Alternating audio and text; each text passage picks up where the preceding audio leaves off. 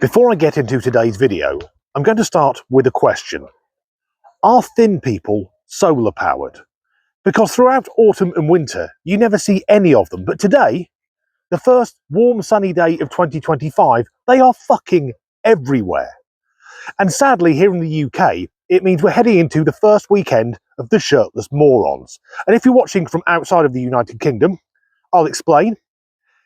Here, whenever it gets above about 15 Celsius, large hordes of men, many of whom make me look like a thin, sculpted Adonis, decide they need to parade around with their shirts off as if anyone wants to see that.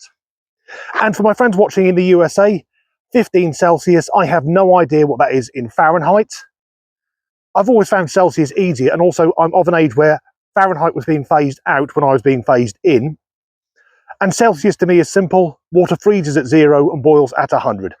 Fahrenheit, which is only used in the USA, Liberia and a few other little island nations, I don't know how it works. My American friends, is it a way that you measure temperature by how many gunshots you fire per Freedom Eagle? Only joking, I love the USA. And today we're going to meet some of their citizens, because the time has come once again to meet people who, for their own reasons, have recorded themselves and posted the footage on the internet, thinking it paints them in a good light. So ladies and gentlemen, boys and girls, welcome to People Being Awful Part 32, and we'll kick off with something that's almost become a staple of this video series. A member of the woke left openly calling the assassination of the American president. Just do it already! Somebody just do it! Just do it already! If you wear fucking Nike, you're a fucking hypocrite because you're not doing it! Just do it, please! Just do it! Just do it, please! Do it! Somebody just do it! Yes, screaming almost incoherently, like a toddler who's been denied some sweets, is the best way to get people to take you seriously and put your point across. And of course, the reason these people act like toddlers is because mentally they've never progressed past that. But I guarantee if last year someone in a MAGA hat had been openly calling for the assassination of Harris or Biden, the press would have been all over it. And I've said many times, I'm no fan of Donald Trump, but I think murdering a sitting president of the United States would create way more problems than it solves. Anyway, let's stick with American politics. Just before I play the next clip, if Trump did get taken out, as it were, can you imagine the conspiracy theories the tinfoil hat brigade would come up with? My God, it would be unimaginable. Anyway, moving on. All right, I keep seeing videos about how to engage with Trump supporters and bridge that gap and have some open dialogue. So I've come up with a list of questions, conversation starters. Let me know what you think. Have you always been a Nazi sympathizer? Do you enjoy living in a constant state of hypocrisy? Is it weird that your mom is also your cousin? Have you always been a Nazi sympathizer? It's so fucking lazy. The implication that because you voted for someone differently to me, you must be a fascist. Look everyone, look all my woke friends, I made a funny. And implying that all Trump supporters are inbred rednecks who would watch Deliverance and assume it was a documentary rather than a feature film. Yet, the thing I'd like to remind our new blonde-haired friend about is that during the American Civil War, it was the Democrats who fought to maintain slavery. And up until the late 1940s, again, it was the Democrats who fought against the civil rights movement. But she says that Republicans are living in a state of hypocrisy. Love, you support a political party that were in favour of slavery. Get over yourself. Anyway, let's stay on that side of the Atlantic and move one country up to Canada. Today to recognize Two-Spirit and Indigenous LGBTQIA+ Awareness Day. The Two-Spirit flag showcases a rainbow with two eagle feathers to symbolize the balance of masculine and feminine spirits. The celebration at City Hall featured drumming and cultural performances. Organizers say the day is meant to honor and acknowledge Two-Spirit people within the community. They say the recognition is a reminder of Indigenous representation in Canada. And so today is a practice of remembering who we are, being who we are, and understanding that it's beautiful to be queer. It's beautiful. So the newsreader isn't being awful, just badly informed. And is there any minority group that isn't trying to get onto the sodding pride flag? And of course, I'm not going to lay into the Native Americans because throughout their history, they've been through enough. Yet, the two-spirit thing, the idea that these noble indigenous people understood being trans and non-binary long before anyone else, there is an issue with that. There's a small but vital problem about the idea of the two-spirit people. Now, obviously, the original term wouldn't have been in English because surely these noble people who understood that you could be male and female and both and neither, they were doing that way before the white man arrived in their lands. Well, that's not really the case because the term two-spirit was coined in English in 1990. I am older than the concept of two-spirit people, but let's stick with that general idea. I will speak loud for those who cannot speak. I am a proud he, she, they, them, whatever.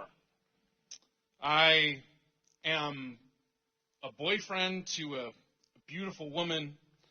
I am a girlfriend to a handsome trans man. And I'm also a girlfriend to an incredibly beautiful woman. One of the first things we learn in a healthy family is trust, and unfortunately some parents don't trust their children when they say, "This is me." And they make that decision for them. That may make the child fearful from the people that claim to be trying to protect them. A proud he, she, they. Pick a lane and stay in it, you fat dickhead. So, a boyfriend to a woman, a girlfriend to a trans man, and a girlfriend to another woman.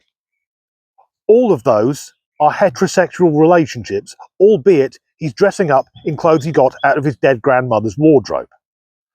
And if we presume that those three women, because a trans man is just a woman, if they are three different people, in a way it doesn't surprise me because if you're polyamorous, you do you, live your best life. But it strikes me, so many of the poly people are fucking hideous to look at and a little bit mad. Or a lot a bit mad. But the caption reads, "Crisis in the classroom." And yes, sir, if you're in any classroom, there is a crisis. Because I guarantee if that person works in a school, he is working double fucking overtime to indoctrinate any children into his particular brand of psychosis. Next up, let's see someone else where they shouldn't be.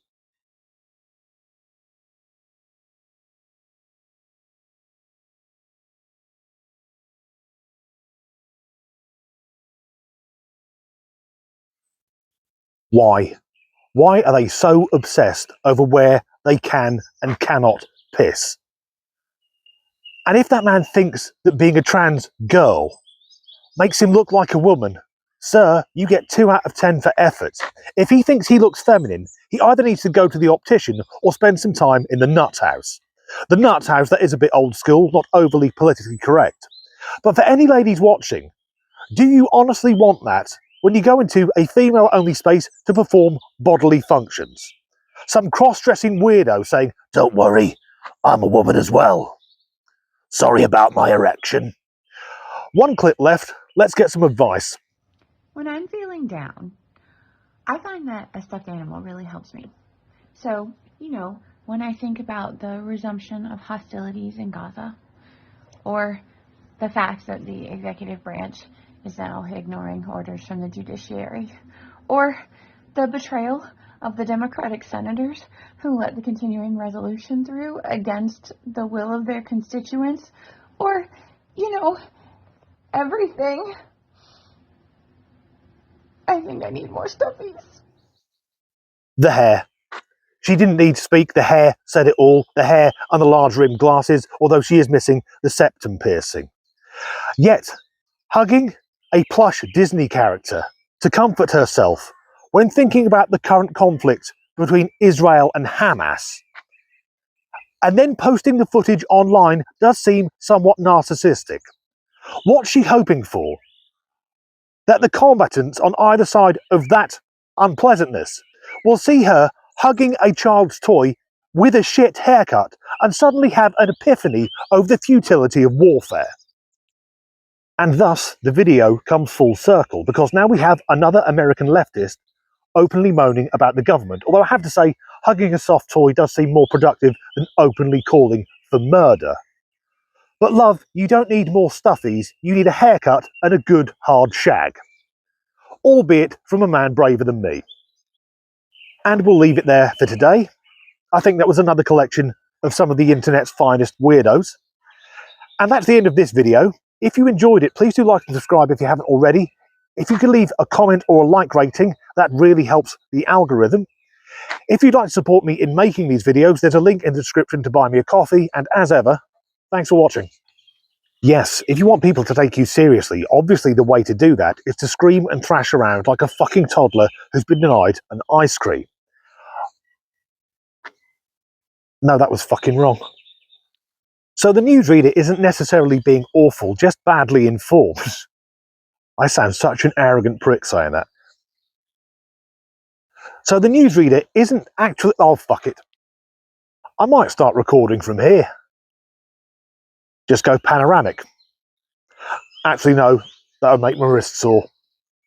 Or worse than it normally is. Have you always been a Nazi sympathiser? It's so lazy. Blondie, have you always worn too much fucking makeup? I don't trust women who wear a lot of makeup. It puts me in mind of a car that's had a respray. You have no idea what it's covering up. The hair. The hair says it all. She didn't need to fucking speak. The hair and the massive glasses. Although she is missing the septum piercing. And... fuck it. And thus we come full circle, as we've got back to another American leftist whinging, you fucking prick.